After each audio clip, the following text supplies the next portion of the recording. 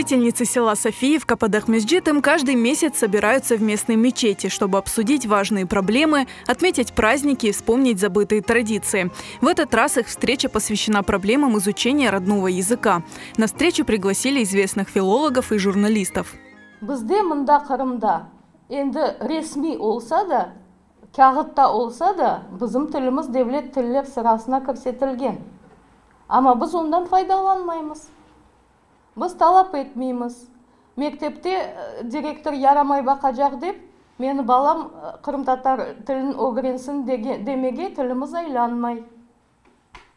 Ама аққымыз бар. Первые знания ребенок получает в семье, и кто, как не женщины, матери, хранительницы домашнего очага, играют главную роль в том, чтобы в семье говорили на родном языке. Для крымских татар проблема родного языка стоит особенно остро. Яш ана бабаларымыз чоқсы рус тілінде лаф етелер. Өзлерінің балаларына ана тіліні сіңдірмейлер.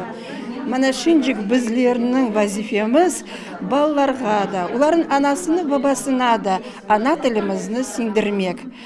Чүнки егер бұлі вазиетте кетежек олса, ана тіліміз ғайып олacak.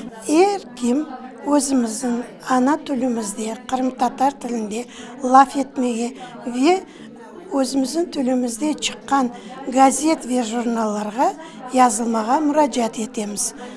Çok sağ olsunlar böyle görüşü teşkil etkenleri için. Встреча женщин в мечети Софиевки теперь традиция. Несколько месяцев назад здесь создали объединение женщин «Мелек». Это инициатива имама Сервера Асанова и местных активисток. Местные жительницы изучают основы ислама, обсуждают насущные проблемы, а также готовят забытые национальные блюда. Бүгін енді үшінші біздің топлашуымыз. Қызларымыз пек активна бірлікінен топлашалар. Мына ашыр айы. Ашыраш пішіріп келдік бүгін.